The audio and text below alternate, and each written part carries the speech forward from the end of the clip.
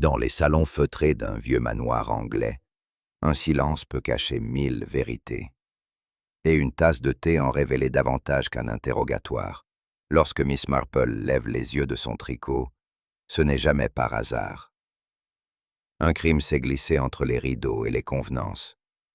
Depuis où écoutez-vous cette histoire? Et quelle heure est-il chez vous? Dites-le-moi en commentaire. Entrons dans le mystère. Par un matin de fin octobre, le courrier apporta à Miss Marple une enveloppe d'un ivoire épais, à l'écriture penchée et élégante. Elle reconnut d'emblée la main de Lady Cynthia Ashcombe, une vieille connaissance qu'elle n'avait pas revue depuis plusieurs années. Le ton de la lettre était affable, presque affectueux, mais un mot attira l'attention de Miss Marple. Reposant. Elle y lisait entre les lignes une tension mal dissimulée, un besoin de compagnie, peut-être même de réconfort. Ashcombe Park, grande demeure familiale du comté, était un lieu dont la réputation tenait autant à ses jardins bien taillés qu'au secret poli de ses salons. Miss Marple, bien que peu friande de mondanité, accepta l'invitation. Elle ne saurait dire pourquoi, mais quelque chose dans cette lettre avait éveillé sa curiosité. Et comme elle le disait souvent, lorsqu'une femme respectable emploie des mots apaisants, c'est qu'elle étouffe un trouble. Le taxi fendit la brume comme une barque sur un lac de coton. Ashcombe Park émergea doucement, massif et silencieux, enveloppé dans cette ouate grise propre aux campagnes anglaises à la veille de novembre. À travers la portière embuée, Miss Marple distingua les silhouettes floues des arbres alignés et la cour au gravier à peine craquant. À l'entrée, un homme se tenait droit, vêtu de noir. Il ne descendit pas les marches pour l'accueillir, se contentant d'ouvrir la porte avec une lenteur cérémonieuse. « Bienvenue à Ashcombe Park, Miss Marple », dit-il d'une voix basse, presque sans accentuation. Le majordome, monsieur Bellamy, était d'une impassibilité remarquable. Ni chaleureux, ni distant, juste éteint. Il ne la regarda pas directement. Miss Marple, pourtant habituée à l'effacement des domestiques, sentit dans cette réserve quelque chose de plus glacial qu'un simple protocole. Elle pénétra dans le hall, laissant derrière elle la brume, mais pas le froid. Lady Cynthia l'attendait dans le petit salon, un châle de laine sur les épaules et une expression de soulagement discret. Elle embrassa Miss Marple avec une tendresse sincère. Les deux femmes s'assirent au coin du feu, et la conversation reprit là où les années l'avaient laissée, avec pudeur, douceur, et ces pauses familières que seules les amitiés anciennes permettent. Elles parlèrent d'anciens voyages, de connaissances communes disparues. Des étés passés à Sainte depuis peu, vivait désormais avec quelques membres éloignés de sa famille, venus lui tenir compagnie, disait-elle, mais le ton trahissait un certain détachement. Il y avait la nièce, Frances, vive et ambitieuse, et un neveu par alliance, monsieur Havisham, homme d'affaires, élégant mais à l'humour rare. S'ajoutait une dame de compagnie, silencieuse et discrète, ainsi qu'un médecin de campagne invité pour le week-end. Miss Marple écoutait, aiguillonnée non par la curiosité mais par une sorte de frisson intérieur. Quelque chose clochait, et Lady Cynthia, sans le dire, le disait déjà. La demeure, à première vue, semblait parfaitement ordonnée. Les portraits de famille régnaient sur les murs, les tapis assourdissaient les pas, et le thé était servi avec la régularité d'un métronome. Pourtant, derrière les sourires, Miss Marple percevait des froissements d'ombre. Elle remarqua que certains regards ne se croisaient jamais, que des phrases entamées se refermaient brusquement. Les silences n'étaient pas apaisants, mais défensifs. Les gestes de Frances trahissaient une impatience contenue, comme si elle jouait un rôle trop étroit pour elle. Le médecin, quant à lui, jetait des coups d'œil furtifs vers la pendule de la cheminée, comme un homme pressé de ne pas être là. Même les objets semblaient parler à voix basse. Un livre posé à l'envers, un peigne oublié sur un fauteuil, une carafe à moitié vide. Miss Marple connaissait ce langage. Elle le lisait entre les sourires et les coutures. La maison ne respirait pas. Elle retenait son souffle. Parmi tous les habitants, monsieur Bellamy restait le plus opaque. Il apparaissait et disparaissait avec une précision quasi mécanique, sans un mot de trop, sans un froissement de veste. Mais c'était précisément cette perfection qui dérangeait Miss Marple. Elle surprit une fois son regard figé sur Frances, non pas chargé de reproches, mais d'un mutisme presque hostile. Lorsqu'elle le salua au détour d'un couloir, il inclina la tête sans un mot. Plus étrange encore, il sembla éviter toute proximité avec certains membres de la maison, contournant une porte, prétextant une tâche. Il faisait preuve d'un zèle distant, respectueux mais glacial. Miss Marple se rappela alors une expression que son père, pasteur, affectionnait. Le silence du juste n'est pas celui de l'innocent. Elle se demanda alors ce que Monsieur Bellamy savait, ou refusait de dire. Le dîner fut servi à la lueur tamisée de 2 lustres anciens, dans une salle où les éclats de voix semblaient interdits.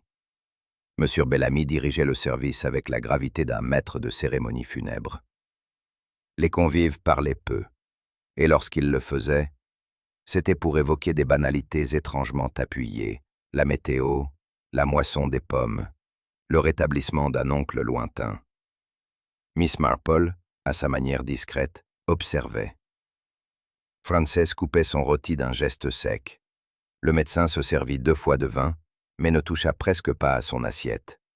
Monsieur Ravisham évoqua brièvement une transaction avortée à Londres, regardant volontairement son assiette quand Lady Cynthia tenta de relancer la conversation. À chaque plat, le silence s'épaississait, entrecoupé uniquement par le bruit feutré de la vaisselle. Miss Marple sentit que tous attendaient, ou redoutaient, quelque chose. Et au centre de ce théâtre figé, M. Bellamy glissait, fantomatique. Plus tard, seule dans sa chambre, Miss Marple s'installa près de la fenêtre avec une tasse de thé tiède entre les mains. Les ombres du parc s'étiraient sous la lune, et un mince filet de brume flottait encore sur les pelouses. Elle repensa à une phrase anodine que Bellamy avait prononcée en apportant le dessert. Le sel est revenu à sa place. Personne ne l'avait relevé, mais Miss Marple s'en souvenait. Pourquoi évoquer ce détail? Pourquoi maintenant? Il n'avait pas dit « j'ai replacé le sel », mais le sel est revenu. Comme si les objets eux-mêmes reprenaient une place qu'ils n'auraient jamais dû quitter. Elle songea alors que dans une maison où le silence semble maîtrisé, ce sont les objets, et les mots glissés malgré soi, qui parlent. Et dans le cas de M. Bellamy, même une simple salière semblait en dire long. Miss Marple termina sa tasse, posa sa soucoupe avec soin et se leva. Il n'y avait pour l'instant aucun mystère déclaré à Ashcombe Park. Mais elle sentait déjà, au creux de la poitrine, ce pressentiment léger et persistant qu'un secret venait de remuer dans l'ombre. Lorsque Miss Marple pénétra dans le grand salon d'Ashcombe Park, le feu crépitait poliment dans la cheminée, et un thé trop tiède reposait sur un guéridon en acajou. Les invités s'étaient regroupés par 2 ou 3, échangeant des propos anodins, les voix basses et les rires rares. Tout semblait en ordre, et pourtant, quelque chose flottait dans l'air, une forme d'électricité tenue en laisse. La nièce, Frances, feuilletait un magazine sans le lire, tout en lançant à intervalles réguliers des regards en biais vers le neveu par alliance, M. Havisham, lequel consultait sa montre avec une régularité absurde. Lady Cynthia, toujours attentive, silence suspendu, les demi-sourires et les phrases inachevées. Ce salon, autrefois vivant de conversations légères, était devenu le théâtre d'une attente sourde. Mais de quoi, au juste? Voilà ce qu'elle comptait découvrir. Lady Cynthia, en parfaite hôtesse, entreprit les présentations. Frances, grande et élégante, salua Miss Marple avec une chaleur appliquée, trop lisse pour être tout à fait sincère. Elle ajouta aussitôt « Maman m'a beaucoup parlé de vous, Miss Marple. » Toujours en train de démêler des histoires compliquées, paraît-il. Miss Marple sourit poliment, sans relever le ton piqué. Monsieur Ravisham, costume sombre et lunettes cerclées d'or, s'inclina brièvement, puis détourna les yeux. Son regard n'avait croisé celui de personne, pas même celui de Lady Cynthia. Le docteur Mallory, campagnard respectable au port un peu empesé, avait l'air ailleurs. Il salua mécaniquement puis reprit la contemplation d'un tableau comme s'il en dépendait sa réputation. Quant à la dame de compagnie, Miss Enid Clark, elle semblait si effacée qu'on oubliait presque de la présenter. Seule Miss Marple la regarda vraiment, et nota qu'elle rougissait sous le compliment de Lady Cynthia, comme une élève trop souvent punie. Tous ces visages polis formaient un tableau parfait. Et pourtant, quelques touches de couleur ne semblaient pas à leur place. Le dîner fut annoncé avec la solennité d'une cérémonie. Les invités passèrent dans la salle à manger, précédés par Monsieur Bellamy. Mais en s'asseyant, Miss Marple remarqua aussitôt une chose étrange. La table était dressée pour vite, mais seuls 7 convives prirent place. La chaise vide, à l'extrémité opposée de celle de Lady Cynthia, restait là, témoin muet de quelque absence. Personne ne fit allusion à cette place manquante. Le personnel n'y toucha pas. Le couvert restait intact, comme figé dans l'attente d'un invité invisible. Miss Marple, toujours attentive aux choses qu'on préfère ne pas nommer, se demanda s'il s'agissait d'un oubli ou d'un silence voulu. Un nom flottait peut-être dans l'air, mais personne ne semblait vouloir le prononcer. Pourquoi cette place? Pourquoi ce vide aussi soigneusement ignoré? Après l'entrée, Lord Ashcombe leva son verre. D'un geste lent mais assuré, son regard balaya la tablée, s'attarda un instant sur Frances, puis sur M. Havisham. « À la famille, dit-il d'une voix posée, et à ceux qui, malgré les circonstances, savent rester fidèles à leur nom. » Le silence qui suivit fut plus épais que le velours des rideaux. Personne ne rit. Frances se redressa imperceptiblement. M. Havisham vida son verre en une gorgée. Lady Cynthia fronça les sourcils, mais ne dit rien. Le docteur Mallory saisit maladroitement sa serviette et la fit tomber. Miss Marple, elle, ne bougea pas, mais son regard se posa sur le verre de l'hôte, à moitié vide. Le toast, sous couvert de tradition, avait sonné comme une mise en garde, ou un reproche, ou peut-être les deux. Il était clair que les assiettes ne seraient pas les seuls objets à porter des traces au sortir de ce repas. Tentant de rompre l'embarras, Lady Cynthia évoqua l'ancien salon d'hiver, récemment restauré, et se tourna vers Frances. « Je me demande si l'on ne pourrait y organiser une vente de charité, comme autrefois. » Mais la jeune femme répondit, sans détour. « Cela dépendra sans doute de qui sera encore chez nous d'ici quelques semaines, n'est-ce pas ?» L'allusion, bien que lancée avec le sourire, coupa net la tentative de légèreté. Personne n'osa répondre. Miss Marple, qui regardait alors la pendule de la cheminée, nota que l'aiguille des minutes semblait légèrement décalée.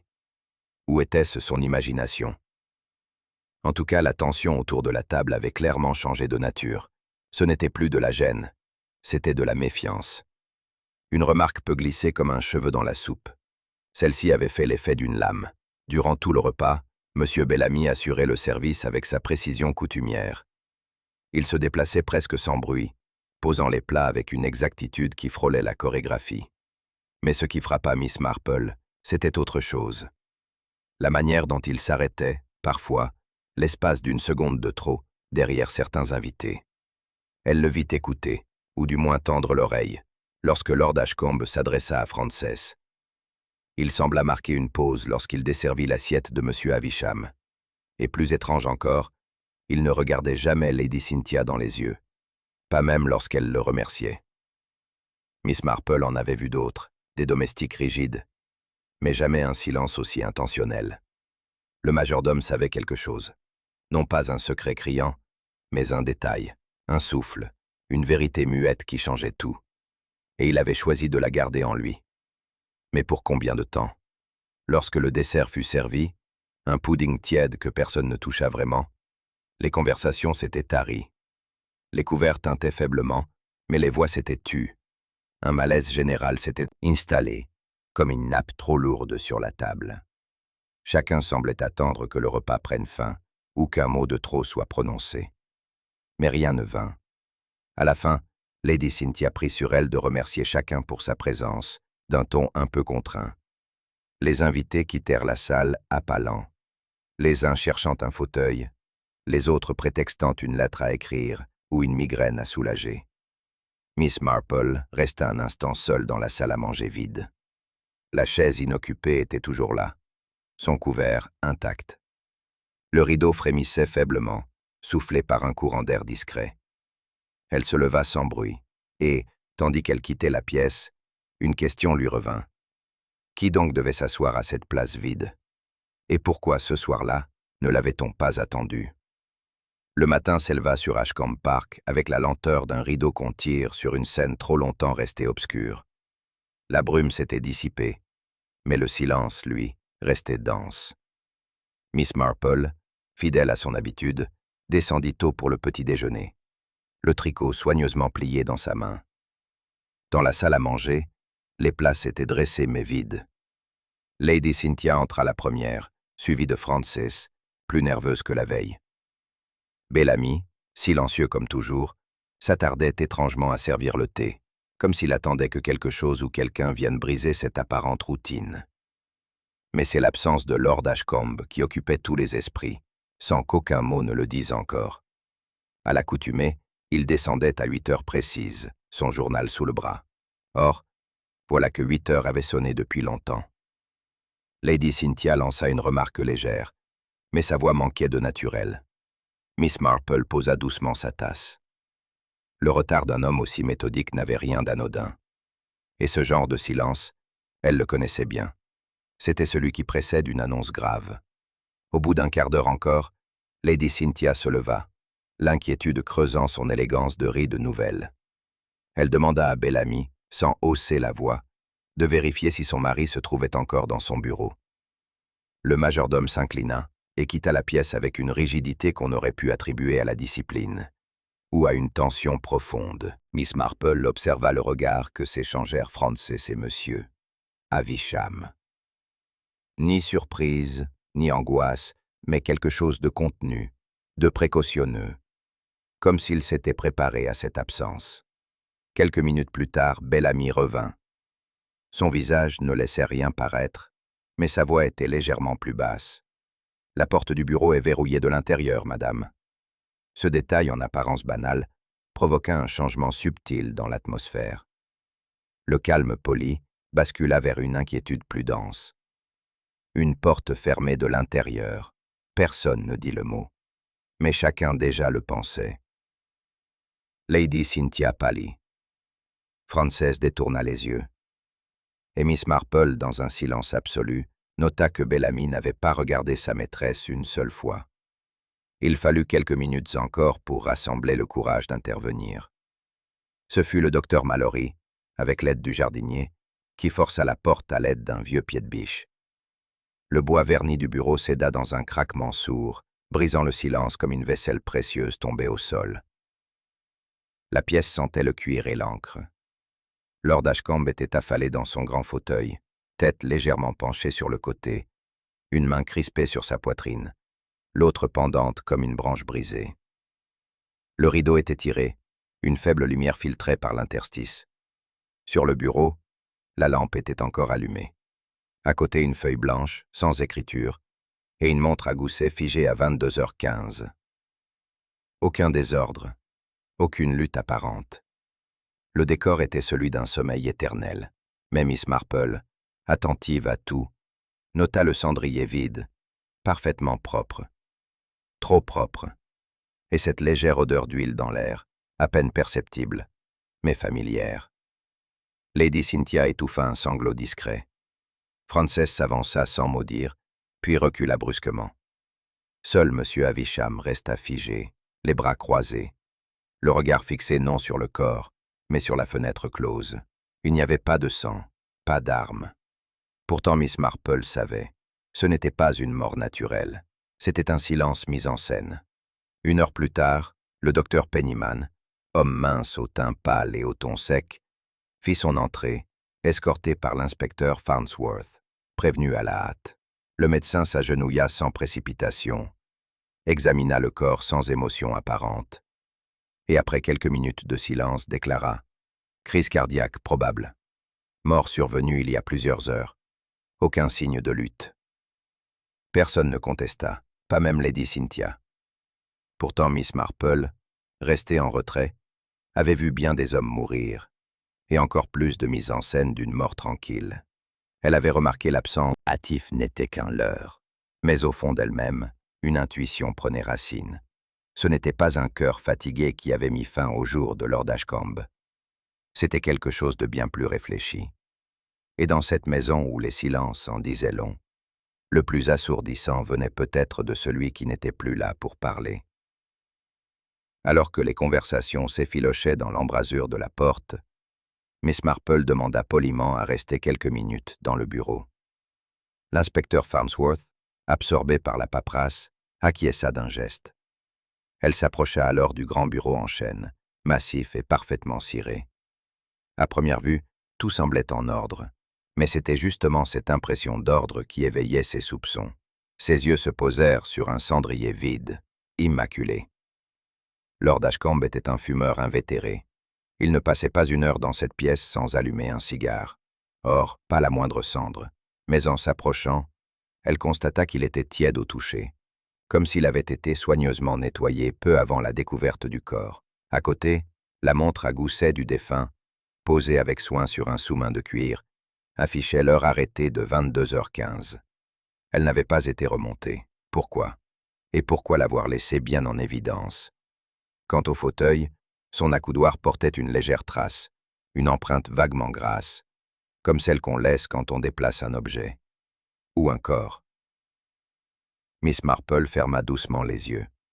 Dans cette pièce apparemment paisible, trop de choses semblaient à leur place. Beaucoup trop.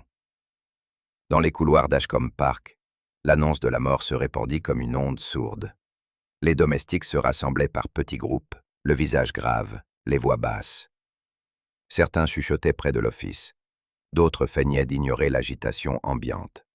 Mais Miss Marple, qui descendait lentement l'escalier, vit ce que les autres ne voyaient pas. Frances, assise dans le boudoir, pleurait, mais sans larmes. Sa main, posée sur un mouchoir de dentelle, tremblait à peine. À côté d'elle, Monsieur. Havisham paraissait profondément soucieux, le regard perdu dans un point indéfini du tapis. Il ne disait mot. Quant à Lady Cynthia, elle s'était repliée dans sa chambre. Bellamy avait annoncé qu'elle souhaitait rester seule. Était-ce du chagrin ou simplement le besoin de silence après tant de tensions contenues? Le docteur Mallory, lui, semblait étrangement affairé, multipliant les allées et venues entre le salon et le vestibule, posant des questions sans écouter les réponses. Miss Clark, la dame de compagnie, ne s'était pas montrée depuis l'aube. Dans ce théâtre feutré, chacun jouait un rôle. Mais certains, comme souvent, oubliaient qu'un rideau entrouvert laisse entrevoir l'envers du décor. Assise près d'une fenêtre, où la brume reprenait doucement ses droits, Miss Marple méditait. Elle reconstituait mentalement le fil des événements. La veille au soir, le dîner s'était achevé vers 21h30. Lord Ashcombe avait prétexté une migraine pour se retirer tôt. Frances, elle, était restée dans le petit salon jusqu'à presque minuit, prétendait-elle. Monsieur Havisham était monté vers 22h. Le docteur Mallory était reparti dans sa chambre d'amis avec un livre de médecine à la main. Et pourtant, la montre du bureau s'était arrêtée à 22h15. Le cendrier, tiède, avait été nettoyé à la hâte. La porte verrouillée de l'intérieur. Des détails, des fragments, mais qui, lentement, s'emboîtaient. Elle se rappelait aussi cette étrange phrase de Bellamy, quelques jours plus tôt. Le sel est revenu à sa place. Un mot innocent en apparence, mais qui résonnait à nouveau dans son esprit. Comme si quelqu'un, ici, cherchait non pas à fuir, mais à effacer. Miss Marple, sans en parler encore à personne, sentait croître en elle une certitude discrète. Lord Ashcombe n'était pas mort d'un simple battement manqué. Quelqu'un, quelque part, avait soigneusement veillé à ce qu'il s'arrête. Vers la fin de la matinée, la voiture de la police arriva dans l'allée sinueuse d'Ashcombe Park, soulevant quelques feuilles mortes encore humides. L'inspecteur Farnsworth en descendit, manteau croisé bien boutonné, un calepin à la main, les sourcils déjà froncés. C'était un homme méthodique, soucieux de rigueur, mais qui ne brillait guère par sa sensibilité aux nuances. Il fut conduit dans le bureau du défunt, où le docteur Pennyman lui fit un résumé bref de la situation. Farnsworth hocha la tête, nota l'heure de la mort estimée, et lança d'un ton neutre. « Nous allons interroger chacun à tour de rôle. Il s'agit sans doute d'un décès naturel, mais nous devons faire les choses dans les règles. » À l'écart, Miss Marple suivait la scène sans un mot. Elle connaissait ce genre d'homme, soucieux d'ordre, mais souvent aveugle aux frémissements invisibles qui précédaient le drame. Elle se demandait s'il allait voir ce qu'elle avait vu, ou s'il allait simplement classer l'affaire derrière le mot commode. Fatigue cardiaque. Le majordome fut appelé le premier. Monsieur Bellamy entra dans le petit salon transformé en pièce d'interrogatoire, les mains croisées dans le dos, le regard fixe, relatait précisément les faits de la veille. D'une voix calme et posée, Bellamy déclara avoir servi le dîner, puis avoir débarrassé le salon vers 21h45. Il affirma que Lord Ashcombe s'était retiré tôt, sans indiquer de malaise particulier. Lui-même, précisa-t-il, était allé vérifier les serrures avant de regagner ses quartiers vers 22h30. Lorsqu'on lui demanda s'il avait entendu un bruit suspect dans la nuit, Bellamy répondit simplement « Non, monsieur ». À la question de savoir s'il avait vu ou croisé quelqu'un dans les couloirs après 10 heures, il répondit « Je n'ai croisé personne ». Son ton n'était ni arrogant ni soumis, il semblait vidé. Et chaque réponse, aussi neutre soit-elle, paraissait choisie avec une extrême prudence. Miss Marple nota que pas une seule fois Bellamy n'avait dit « je pense »,« je crois » ou « je suppose ». Il n'y avait chez lui que des faits, ou du moins une version soigneusement filtrée de ceux-ci. Lorsque Bellamy quitta la pièce, Miss Marple suivit ses pas du regard. Il traversait les couloirs avec une lenteur contenue, évitant de croiser quiconque. Elle le revit brièvement dans le vestibule, en train de replacer un parapluie sur le porte-canne, un geste anodin, mais qu'il exécuta avec une précision presque douloureuse. Elle se rappelait le vieil adage. Les serviteurs loyaux voient tout et ne disent rien. Mais Bellamy ne semblait pas seulement loyal, il semblait accablé. Comme un homme qui portait un fardeau dont il ne pouvait se décharger. Miss Marple ne croyait pas qu'il mentait, pas de manière frontale du moins, mais elle reconnaissait cette forme de silence particulier.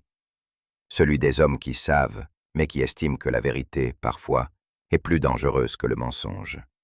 Et ce silence-là, elle l'avait déjà croisé dans d'autres maisons, à d'autres époques. Et chaque fois, il annonçait plus qu'un simple malaise, il annonçait un conflit d'âme. Profitant d'un moment d'inattention générale, Miss Marple demanda la permission de retourner dans le bureau du défunt pour retrouver une de ses aiguilles à tricoter égarées. L'inspecteur occupé ailleurs acquiesça distraitement. Elle pénétra à pas feutrés dans la pièce assombrie. Là, dans la pénombre, elle s'attarda près de la cheminée. Son regard se posa sur un chandelier en laiton, légèrement décalé de son socle, comme s'il avait été reposé à la hâte. Elle l'examina de plus près. À la base, elle remarqua une fine coulée de cire solidifiée. Mais ce n'était pas ce détail qui la frappa. Sur le bord, il y avait une empreinte, subtile, comme laissée par des doigts trop pressés. Elle observa ensuite la cire tombée sur le tapis. Trop récente. Elle n'avait pas eu le temps de durcir totalement. Une bougie avait donc été allumée ici, sans doute dans la nuit. Mais par qui? Et pourquoi? Le chandelier avait-il été déplacé pour masquer un objet? Ou bien pour mieux observer la pièce sans allumer la lumière principale? Miss Marple resta longuement immobile, puis tourna les yeux vers la fenêtre. Le rideau était tiré, mais mal.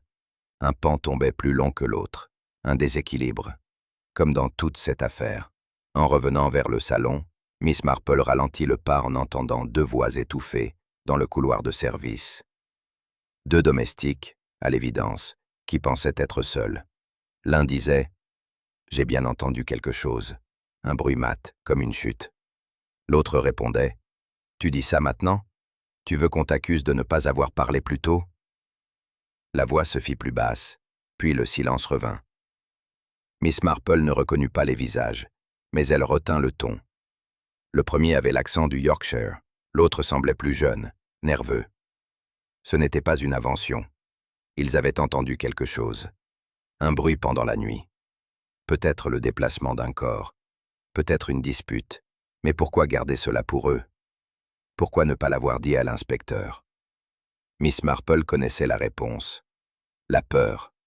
Dans une grande maison, un mot de travers pouvait signifier un renvoi. Et les serviteurs savaient, parfois mieux que les maîtres, où se situait la véritable menace. Miss Marple s'installa dans le petit salon, seule. Le feu avait été rallumé. Elle posa ses mains sur ses genoux, la tête légèrement inclinée. Le silence de Bellamy lui revenait comme une ritournelle. Ce n'était pas un silence vide, c'était un silence intentionnel. Il ne protégeait pas sa propre réputation. Il protégeait un souvenir, une loyauté, peut-être même un amour ancien. Était-ce envers Lady Cynthia, envers le défunt, ou envers un passé qu'il savait désormais compromis? Mais une pensée s'insinua en elle. Et si le silence de Bellamy n'était pas la clé, mais un leurre, une manière d'attirer l'attention sur lui, pour mieux détourner celle qu'il jugeait plus dangereuse? Était-il, consciemment ou non, en train de jouer un rôle, d'attirer le regard de l'inspecteur loin de la vérité? Miss Marple ne savait pas encore qui mentait. Mais elle était désormais certaine que le cœur de l'affaire ne se trouvait pas dans l'écrit, mais dans ce que chacun choisait, soigneusement, de ne pas dire. L'inspecteur Farnsworth, crayon aiguisé en main, installa son quartier dans le petit salon et entama, avec une application presque militaire, l'interrogatoire des membres de la maison. Chacun voulait bien révéler. Frances parla la première, assurant s'être retirée dans sa chambre dès la fin du dîner. Elle n'avait, affirma-t-elle, ni croisé son oncle, ni quitté l'étage. Son regard, toutefois, vacilla lorsque Farnsworth l'interrogea sur le meurtre de Lord Ashcombe ce soir-là. M. Havisham déclara, quant à lui, avoir lu jusqu'à une heure avancée, seul, dans sa chambre. Aucun témoin pour le confirmer. Le docteur Mallory fut plus confus. Il hésita sur l'heure à laquelle il avait regagné sa chambre, prétendant d'abord 10 heures, puis 10h30. Miss Marple, assise à l'écart, écoutait sans en avoir l'air. Tous semblaient soucieux de paraître transparents. Mais la transparence, pensait-elle, est parfois une vitre trop propre. Elle laisse passer la lumière, mais jamais la vérité entière. Alors que Frances quittait le salon après son entretien, Miss Marple, dissimulée derrière le montant d'une porte entr'ouverte, aperçut un geste rapide. La jeune femme, croyant sans doute être seule, sortit un petit papier de la poche de son gilet, le plia soigneusement, puis le glissa dans le corsage de sa robe, juste au niveau du cœur. Le geste fut précis, presque mécanique. Ce n'était pas un billet de rendez-vous, ni une lettre intime. Cela ressemblait plutôt à un document qu'on ne voulait pas que l'on découvre. Une lettre? Un testament? Un mot reçu? Ou écrit, la veille? Miss Marple nota la crispation du poignet, le regard en biais de Frances avant qu'elle ne franchisse le couloir. La jeune femme avait beau se présenter comme une nièce attentionnée, toujours discrète dans ses propos, elle semblait soudain bien plus impliquée qu'elle ne le laissait paraître. Quel secret pouvait bien justifier un tel réflexe de dissimulation? Et surtout, à qui était réellement destinée cette feuille que l'on préférait cacher plutôt qu'expliquer? M. Havisham se montra, comme à son habitude, parfaitement courtois et mesuré. Sa voix posée et son langage soigné semblaient étudiés pour donner à chaque mot le poids de l'objectivité. Il répéta avoir quitté la table à 10 heures, lu dans sa chambre, puis s'être couché sans bruit. Mais Miss Marple, qui observait discrètement ses souliers lorsqu'il avait traversé le vestibule un peu plus tôt, se souvenait d'une chose, la boue. Une trace fine mais claire au bord du talon. Or, le sol du jardin ce matin-là était encore détrempé, et il n'avait jamais été question d'une sortie nocturne. Pourquoi omettre ce détail? Était-ce une promenade pour réfléchir? Une rencontre discrète dans l'ombre? Ou une visite dans un lieu où l'on n'attendait personne? La boue, en elle-même, ne prouvait rien, mais elle faisait tache dans le tableau parfaitement brossé qu'il avait dressé de sa soirée. Et comme souvent dans les récits trop lisses, c'est la seule aspérité qui finit par trahir la vérité. Plus tard dans la journée, Miss Marple retourna dans le bureau, prétextant vouloir retrouver un tricot oublié. Tandis qu'elle inspectait distraitement le tapis, son regard fut attiré par une horloge ancienne posée sur la cheminée, légèrement penchée. L'objet n'avait rien de remarquable, mais son cadran figé la figea, elle aussi. 22h15. L'heure exacte affichée par la montre à gousset du défunt, posée sur son bureau. Coïncidence? Ou redondance voulue? Elle s'approcha. La pendule n'avait pas été remontée depuis plusieurs jours, en apparence, mais la poussière accumulée sous le socle était rompue, comme si on l'avait déplacée récemment. Quelqu'un, probablement dans la nuit, avait manipulé cette horloge, pour créer une illusion de concordance avec l'heure supposée de la mort, ou pour faire croire que Lord Ashcombe était encore en vie à ce moment-là. Dans une maison où tout semblait figé dans la bienséance, cette petite montre arrêtée était peut-être le seul témoin honnête du crime. Et ce témoin, justement, n'avait plus la parole. Mais Miss Marple, elle, savait écouter même le silence des objets. Lorsque Miss Marple compara les différents témoignages entendus au fil de la journée, elle nota un fait curieux. Aucun ne contredisait directement un autre, et pourtant, tous s'écartaient subtilement les uns des autres. Frances prétendait avoir entendu la pendule sonner 11 heures, alors que M. Havisham affirmait que le silence complet régnait à 10h15. Le docteur Mallory disait avoir vu de la lumière sous la porte du bureau à 22 heures, mais Bellamy soutenait que tout était éteint dès 21h45. Quant à la dame de compagnie, elle avait été absente des dépositions, invisible depuis le matin. Les pièces du puzzle semblaient s'emboîter, mais sur des bords arrondis par la prudence ou rognés par l'intérêt. Personne n'avait menti de manière flagrante, mais tous, d'une manière ou d'une autre, avaient fait des choix dans ce qu'ils disaient et dans ce qu'ils taisaient. Miss Marple n'en doutait plus. Dans cette maison, la vérité n'était pas seulement morcelée et distribuée entre ceux qui la servaient avec précaution. Le soir venu, Miss Marple se retira dans le petit salon, où l'on avait allumé une lampe à abat-jour vert pâle. Le calme de la maison était revenu, mais il n'avait rien d'apaisant. Il était, comme les silences de Bellamy, trop parfaitement construit. Elle repensa aux phrases entendues dans la journée, à la manière dont Frances avait détourné les yeux, aux formules répétées de M. Havisham, aux hésitations du docteur Mallory. Ce n'étaient pas de simples omissions, c'était une orchestration de demi-vérités. Chacun cachait quelque chose, mais peut-être pas ce qu'elle pensait, et c'était là toute la complexité. Le véritable coupable se dissimulait peut-être non derrière un mensonge, mais derrière un excès de prudence, un détail effacé trop méticuleusement. Miss Marple croisa les mains sur son tricot, le regard posé sur la flamme tremblotante du foyer. Ce n'était pas encore l'heure de parler, mais elle sentait que les fils du mensonge commençaient doucement à se défaire, et que bientôt, les nœuds finiraient par apparaître. Ce matin-là, la maison semblait engourdie, comme retenue dans un entre-deux. Le deuil officiel imposait des gestes lents, des voix contenues et une activité presque silencieuse. Miss Marple, fidèle à ses habitudes, se rendit dans le salon principal avec son tricot à la main. Mais ce n'était pas vraiment la laine qu'elle venait y chercher. La pièce était vide. Le feu, encore tiède, consumait les derniers morceaux de bois de la veille. Elle s'approcha de la cheminée, ses yeux glissant naturellement vers le foyer. Parmi les braises éteintes, quelque chose attira son attention. Une petite accumulation de cendres plus noires, plus récentes. Et surtout, quelques fragments qui n'étaient pas du bois. Des bords irréguliers, un papier partiellement carbonisé, recroquevillé sur lui-même comme s'il avait voulu s'échapper. Miss Marple s'agenouilla avec précaution. Il y avait là un secret que le feu n'avait pas entièrement effacé, et elle savait, par expérience, que ce que les flammes n'avaient pas complètement dévoré pouvait encore parler, si l'on savait écouter.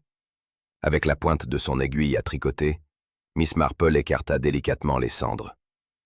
Le papier avait été plié en deux, puis brûlé volontairement. Mais la combustion incomplète avait laissé quelques mots en vie, griffés d'encre brune. Elle déchiffra, avec effort, « Trahison, conséquence, je ne me tairai pas ». Le reste était trop abîmé pour être lisible. Pourtant ces mots-là suffisaient à ranimer toute une série d'hypothèses.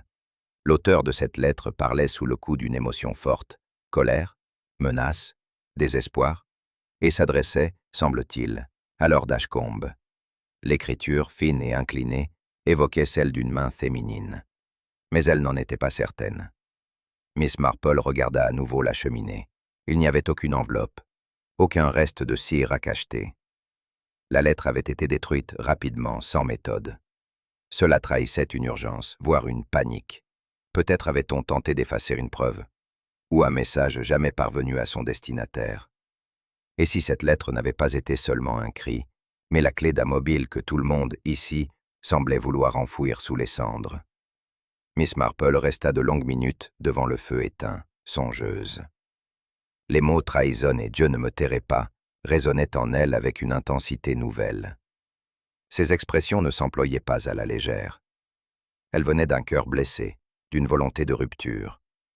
Était-ce une lettre de menace, rédigée par un proche de la maison, ou au contraire une confession que Lord Ashcombe aurait lui-même voulu détruire pour empêcher sa lecture? Elle se souvint de la tension croissante dans la maison, de la place vide au dîner, du regard inquiet de Bellamy, du silence de la dame de compagnie. Tous ces éléments s'imbriquaient sans encore former d'image nette.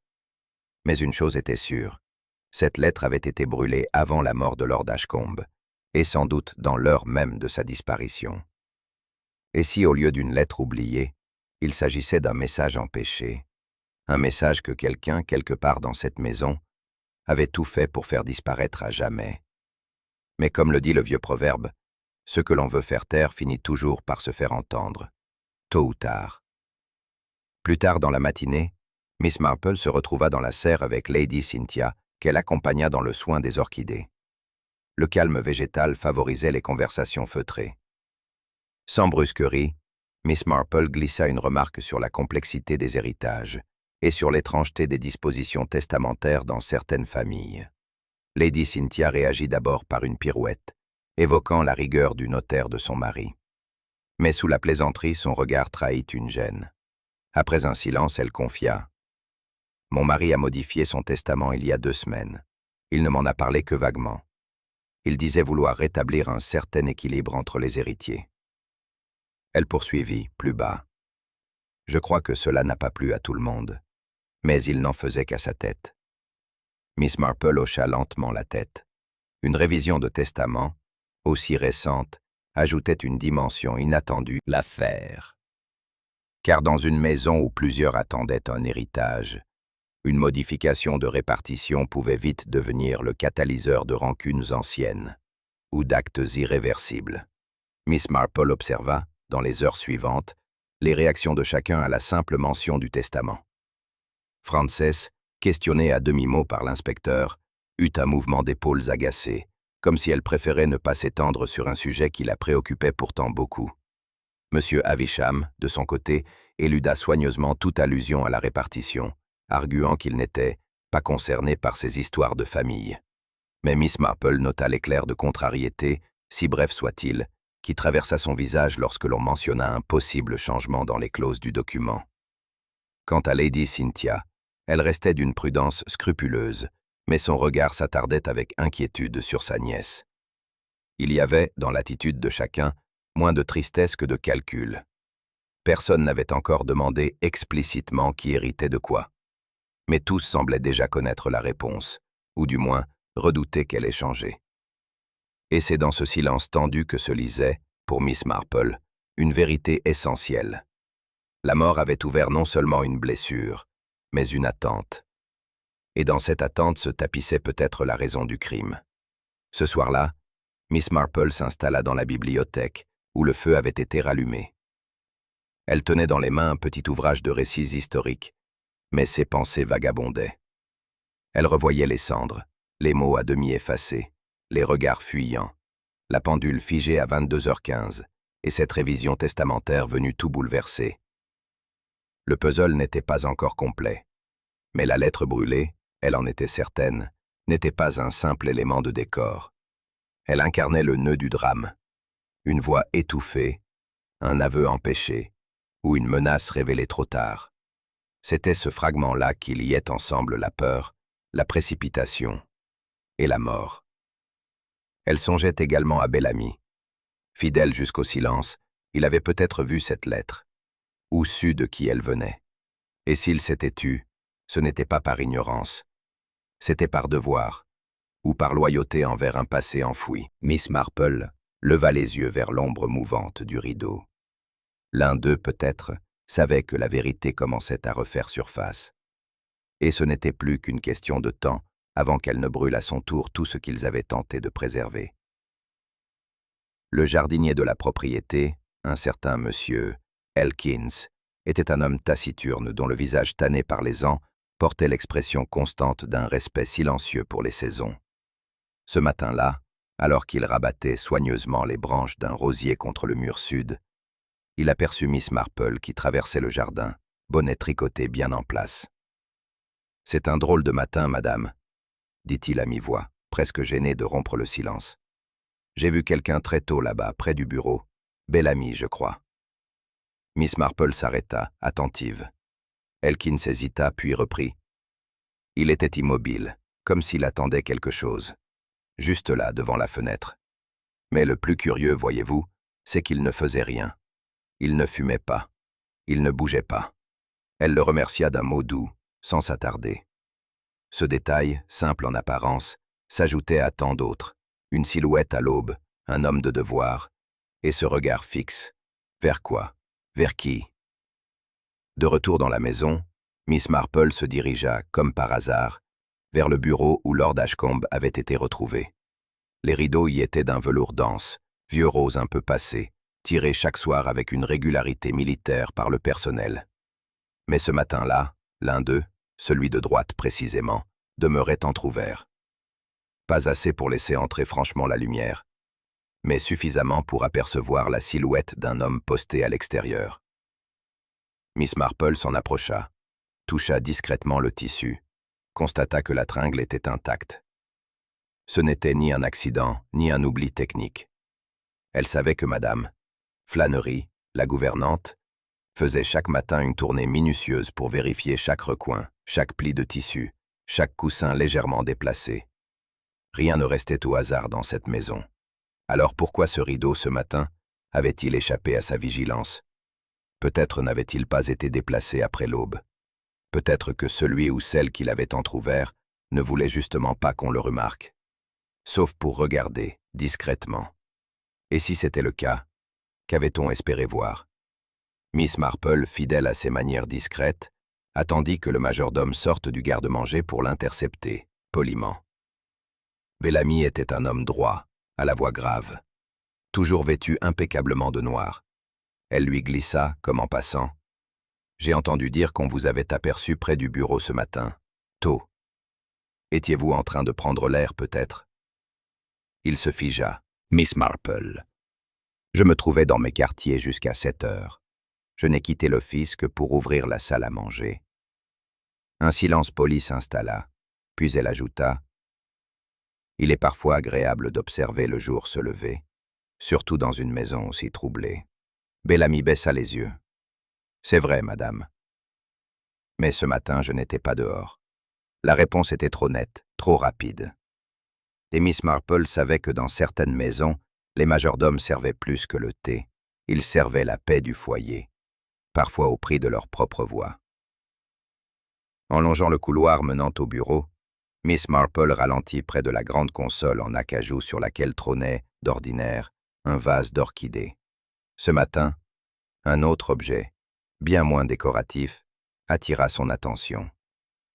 Une tasse à thé à moitié pleine, oubliée sur le bord, son contenu refroidi. Ce n'était pas une tasse du service d'invités.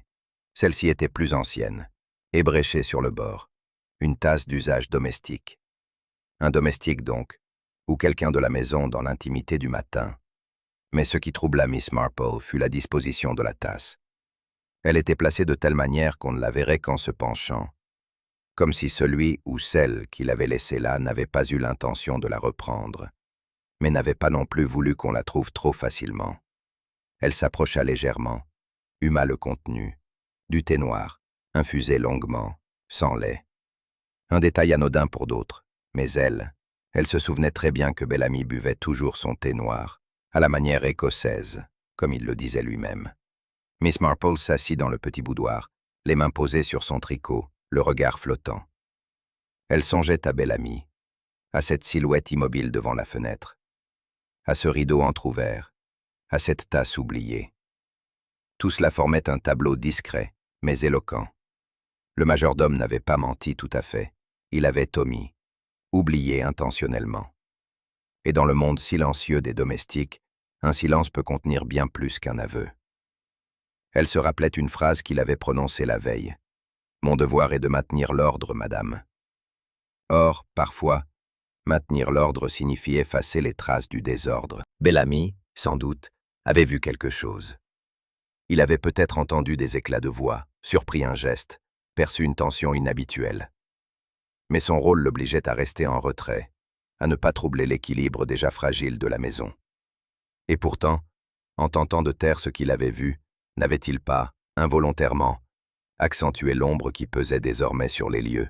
Miss Marple retourna une dernière fois dans le bureau. Le rideau, toujours entrouvert, ondulait légèrement au rythme d'une brise discrète. Elle s'en approcha, tira légèrement le tissu pour se placer à l'endroit même où l'on aurait pu se tenir, sans être vue. Depuis cette position, on dominait la pièce sans s'exposer. On pouvait observer qui entrait, qui sortait, qui s'approchait du bureau. Une cachette idéale pour un esprit inquiet ou coupable. Elle imagina Bellamy, là, au petit matin, voyant une silhouette s'éclipser du bureau ou entendre le murmure d'une voix, voyant peut-être une main plier une feuille de papier, l'approcher des flammes. Et s'il avait reconnu cette main? Le rideau, la tasse, l'aube grise. Tout cela formait une mise en scène de demi-teinte, comme ces tableaux anciens dont la vérité se révèle lentement sous la lumière oblique du jour. Miss Marple referma doucement le tissu. Elle savait désormais que la vérité n'était pas au centre de la pièce, mais en marge, derrière le rideau, là où l'on regarde sans être vu. Et derrière ce regard muet, une peur encore non dite. Ce matin-là, alors que la brume se dissipait paresseusement sur les pelouses du domaine, Miss Marple se leva plus tôt que d'habitude. Un calme déterminé animait ses gestes. Après avoir pris son thé avec un mince toast au beurre, elle se rendit auprès de Lady Cynthia, qu'elle trouva dans la serre, contemplant sans grande conviction un hibiscus en fleurs. « Lady Cynthia, je vous saurai gré de bien vouloir faire réunir tout le monde dans le salon cet après-midi. » La jeune femme leva les yeux, interloquée. « Tout le monde? Vous parlez des invités et du personnel? » « Oui, tous ceux qui étaient présents dans la maison le soir du drame. » Il n'y avait pas de dureté dans sa voix, seulement une autorité tranquille que Lady Cynthia, après un court silence, jugea inutile de contester. « Très bien. J'enverrai Thomas prévenir chacun. » Miss Marple inclina légèrement la tête en signe de remerciement. Le moment était venu de démêler les chevaux, non pas avec fracas, mais avec cette lenteur méthodique propre à ceux qui savent que la vérité a son heure. Mais comment réagirait la maisonnée face à cette convocation inattendue? L'heure convenue approchait. Un à un, les occupants du manoir prirent place dans le grand salon. La pièce semblait soudain trop vaste, trop silencieuse, comme si les murs eux-mêmes, mais visiblement tendus, s'assit près de la cheminée. Monsieur Ravisham, le conseiller légal, croisa les jambes avec une nonchalance étudiée, mais son regard ne cessait de glisser vers la porte. Bellamy, impassible comme à son habitude, se tenait debout, les mains croisées dans le dos. Mrs. Flannery, la gouvernante, tricotait nerveusement un ouvrage à moitié défait. Dans un coin, le jeune monsieur, Henry, neveu de Lord Ashcombe, triturait la chaîne de sa montre de poche avec agitation. D'autres membres du personnel s'étaient installés en silence, échangeant à peine un regard. L'absence de bruit était telle que même le tic-tac de l'horloge semblait déplacé. Puis, Miss Marple entra, avec cette démarche posée qui n'appartenait qu'à elle. Elle s'excusa doucement du dérangement, puis s'assit dans un fauteuil en osier, au centre de l'assemblée. L'atmosphère, d'abord simplement tendue, devint plus pesante encore. Chacun sentait, sans en comprendre encore la forme, que quelque chose allait se dénouer. Miss Marple croisa les mains sur ses genoux et commença à parler d'une voix douce, presque méditative. « Depuis mon arrivée ici, j'ai observé bien des choses, dit-elle. Il faut dire que Sainte Marie Mead, bien que modeste, m'a offert une certaine formation en matière d'observation humaine. » Un mince sourire se dessina sur les lèvres de certains. Elle poursuivit, imperturbable. « Il ne s'agit pas ici d'accuser à la hâte, ni de faire spectacle, mais simplement de rassembler les faits, un à un, comme on aligne les points sur une broderie. » Elle évoqua son arrivée, l'ambiance feutrée du manoir, les conversations feintes, les regards fuyants. Puis vint le matin tragique. Lord Ashcombe retrouvé sans vie, dans son bureau, la montre arrêtée à 5h17, une lettre détruite dans la cheminée. Ce n'était pas un crime de passion, ni un acte d'opportunité, reprit-elle. C'était plus subtil. Une crainte ancienne, une pression croissante. Le silence s'alourdit encore. Le regard de Miss Marple se posa brièvement sur Lady Cynthia, puis glissa vers M. Havisham. Mais ce sont les petits riens, voyez-vous, qui m'ont conduite ici. Les objets déplacés, les silences trop parfaits, l'ordre trop bien maintenu. Et chacun, désormais, se demandait quel détail, insignifiant hier, deviendrait aujourd'hui l'évidence accablante. Il y eut d'abord l'horloge, reprit Miss Marple. Elle indiquait 5h17. Mais le docteur, vous vous souvenez, a établi la mort bien plus tard. L'horloge avait été volontairement arrêtée. Pourquoi vouloir tromper sur l'heure exacte? Un murmure parcourut l'assemblée. Puis, le chandelier légèrement déplacé, comme si quelqu'un avait trébuché ou tenté de remettre l'ordre après un désordre. Un geste maladroit peut trahir bien plus qu'un discours. Miss Marple fit une pause, la voix toujours calme. Et ce rideau, entr'ouvert, alors qu'il ne l'est jamais, un détail qui m'a intrigué. Il offrait une vue idéale sur l'intérieur du bureau sans qu'on ne vous remarque. Un poste d'observation discret. Elle se tourna vers Bellamy. « Je crois que vous avez vu quelqu'un ce matin-là. Et en bon majordome, vous avez choisi de ne rien dire. » Il pâlit légèrement mais ne répondit pas. Enfin la tasse oubliée dans le couloir, à moitié pleine. Une tasse de domestique, placée dans l'ombre presque hors de vue, mais bien réelle. Et détail précieux, contenant du thé noir, infusé sans lait. Un silence profond s'installa. Les regards se croisèrent, certains hésitants, d'autres suppliants. Miss Marple les enveloppa tous d'un regard doux mais implacable. Ces détails, chacun pris isolément, peuvent paraître sans importance. Mais ensemble, ils racontent une histoire, celle de quelqu'un qui, dans la peur ou dans la colère, a commis l'irréparable, tout en tentant de maintenir les apparences.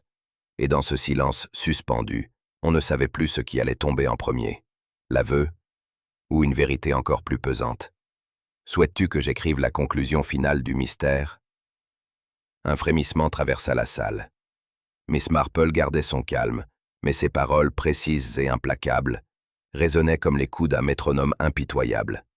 Monsieur Havisham, jusqu'ici maître de lui, pâlit brusquement. Son regard fuyant vers la porte disait assez qu'il n'avait jamais imaginé que de si petits riens puissent le trahir. J'avais simplement omis de dire que j'étais passé dans le bureau ce matin-là. Ce n'était pas pertinent, tenta-t-il. Lady Cynthia, elle, semblait tout à coup bien plus lasse que surprise. Elle observait les tapisseries du mur, comme si les motifs floraux pouvaient dissoudre le malaise. Un murmure d'indignation monta de madame. Flânerie lorsqu'on mentionna la tasse oubliée. Certainement pas la mienne. Je prends toujours mon thé avec du lait, Miss Marple, vous le savez. Mais c'est alors qu'un silence plus profond encore se fit autour d'une présence presque oubliée. Miss Elkin, genoux. Elle n'avait pas protesté, pas bougé. Et dans ce calme parfait, Miss Marple savait déjà que la vérité gisait là, derrière ce visage effacé. Mais pourquoi avoir tant dissimulé? Et pour protéger quoi? Miss Marple se tourna alors vers Bellamy. Le majordome, droit comme un if, gardait les yeux fixés sur un point invisible devant lui. « Vous avez vu quelque chose, n'est-ce pas » demanda-t-elle doucement. « Vous étiez dans le couloir, vous avez entendu. Peut-être même que vous saviez depuis bien longtemps. Mais vous avez choisi de ne rien dire. » Il ne répondit pas tout de suite. Puis, après un long silence, sa voix grave résonna faiblement. Milord n'aurait pas souhaité d'esclandre. Miss Marple inclina légèrement la tête. « Je vous crois. Vous n'avez pas menti pour protéger le coupable, mais pour préserver une certaine idée de l'honneur, celle de votre maître. » Un frémissement parcourut la pièce. Dans un monde où chacun s'était empressé de se défendre ou de détourner les soupçons, Bellamy avait préféré le silence, non par lâcheté, mais par loyauté. « Vous saviez qu'il avait reçu une lettre menaçante ce soir-là, » ajouta Miss Marple. « Et vous avez trouvé les restes de cette lettre brûlée, n'est-ce pas ?» Le majordome acquiesça, presque imperceptiblement. « Mais vous n'avez rien dit. » car cela aurait sali la mémoire de Lord Ashcombe. Et pourtant, ce silence noble avait permis au crime de se dissimuler plus longtemps. Était-ce une faute ou un sacrifice? Miss Marple se leva, lentement. Ses gestes étaient mesurés, ses mots soigneusement choisis. La lettre brûlée ne provenait pas d'un inconnu. Elle émanait de quelqu'un de cette maison. Des regards incrédules balayèrent la pièce. Elle poursuivit, implacable. Lord Ashcombe cachait un secret ancien, une faiblesse de jeunesse, exploitée bien des années plus tard. Cette lettre, j'en ai retrouvé un coin dans le cendrier, intacte, ne contenait pas seulement du chantage, mais des mots écrits de la main de Miss Elkins. Un souffle s'échappa de plusieurs bouches. Miss Elkins resta figée. Il avait tenté de lui apporter une aide modeste, autrefois, dans des circonstances délicates. Une aide qu'elle n'avait jamais jugée suffisante. La rancune avait mûri, s'était ancrée dans une vie de dépendance silencieuse. Et un jour, elle avait décidé de réclamer plus. Un silence de plomb s'installa. Mais Lord Ashcombe, plutôt que de céder, a tenté de la raisonner. Peut-être a-t-il crié, peut-être a-t-elle paniqué. Toujours est-il que la crise cardiaque fut réelle. Mais ce fut elle, Miss Elkins, qui maquilla la scène. La montre arrêtée, le bureau ordonné, la lettre brûlée. Miss Marple s'arrêta un instant, laissant le poids de la révélation emplir la pièce. Ce n'est pas le geste d'une meurtrière habile. C'est celui d'une femme acculée, blessée, amère, et terriblement seule. Mais dans cette solitude, quel moment l'avait poussée à franchir l'irréparable? Le silence fut brisé par un froissement discret. Miss Elkins leva lentement la tête. Ses yeux, d'un gris pâle, brillaient d'un éclat trouble. « Je ne voulais pas qu'il meure », murmura-t-elle. Sa voix était rauque, presque étranglée. « Je voulais qu'il m'écoute, qu'il comprenne ce que c'est de passer une vie dans l'ombre. » Elle porta la main à sa poitrine, comme pour contenir un sanglot. « Il ne m'a jamais regardé. Pas vraiment. Pas depuis. » Elle s'interrompit, puis, d'un souffle, « Pas depuis que j'ai perdu l'enfant. » Personne ne bougea. Miss Marple, debout, ne détourna pas le regard. « Je voulais juste qu'il ait peur, une seule fois, qu'il sache ce que c'est. » Et puis, son cœur, elle s'effondra dans le fauteuil. Pas dans un éclat dramatique, mais dans un repli douloureux, presque invisible, à l'image de sa vie entière. Miss Marple s'approcha doucement. La vérité est parfois plus silencieuse que le mensonge, mais elle finit toujours par se frayer un chemin. Et dans le salon, saturé de tension et de regrets, régnait enfin ce calme étrange, qui suit les tempêtes longtemps contenues. Souhaites-tu que j'écrive maintenant le dernier chapitre avec la réflexion finale de Miss Marple au coin du feu?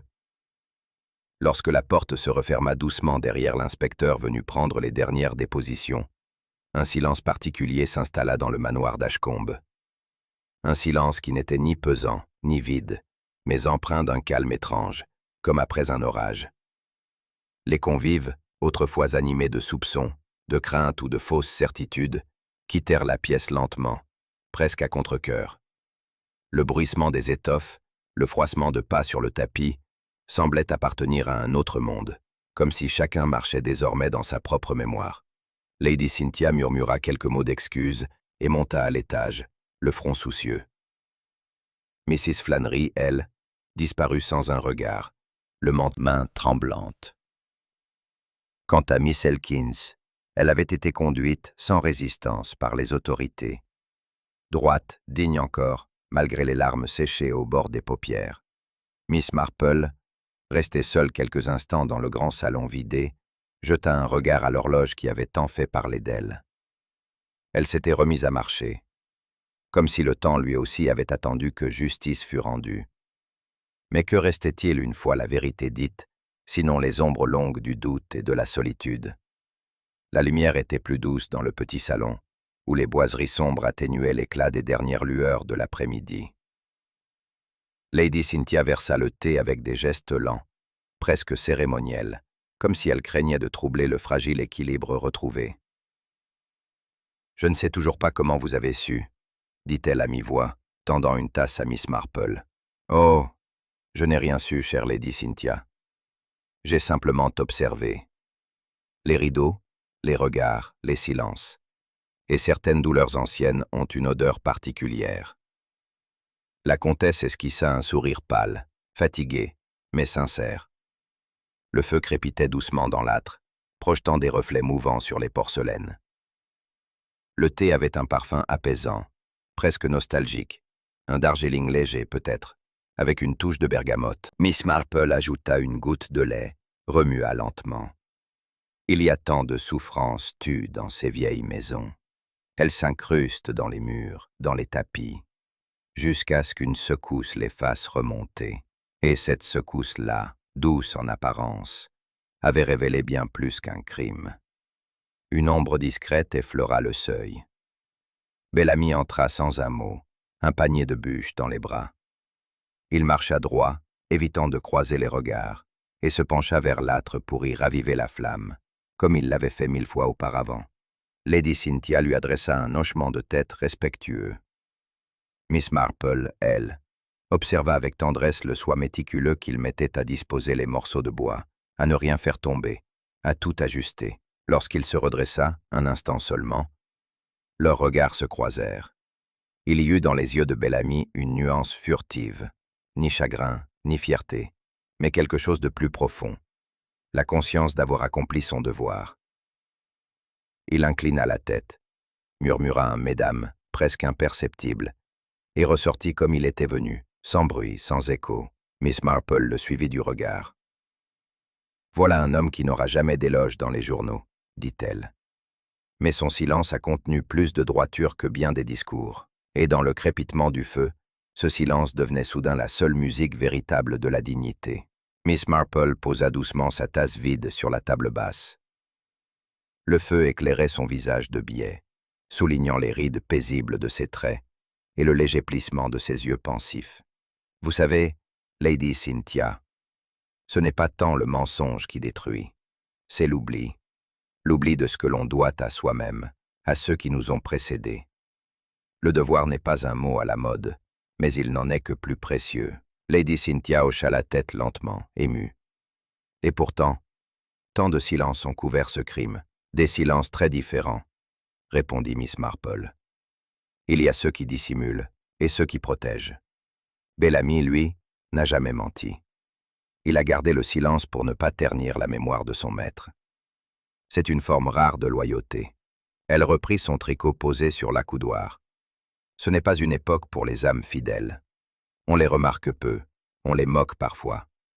Mais elles tiennent debout les vieilles maisons, les vieilles familles et les vieilles vérités. Et dans ce moment suspendu, il semblait que rien d'autre ne comptait que la fidélité invisible aux choses simples. » L'aiguille glissa entre les doigts de Miss Marple, qui reprit son tricot comme on rouvre un vieux livre. Une maille, puis une autre. La laine bleu pâle formait peu à peu un motif régulier, presque apaisant. Lady Cynthia avait quitté la pièce en silence, laissant la vieille dame seule oubliée. D'autres gravaient dans sa mémoire, comme les motifs discrets de ses nappes brodées. Le regard d'un enfant, la voix cassante d'une tante, un rideau qui bouge sans raison. Ce sont toujours de petites choses qui révèlent la nature humaine. Elle repensa à Miss Elkins, non comme une criminelle, mais comme une femme délaissée trop longtemps, repliée sur une blessure jamais fermée. Et elle songea à Bellamy, le dos droit, portant le silence comme un uniforme. Une maille glissa. Miss Marple sourit doucement. « Il faut parfois du temps, » murmura-t-elle, pour voir le motif complet. Mais il est toujours là.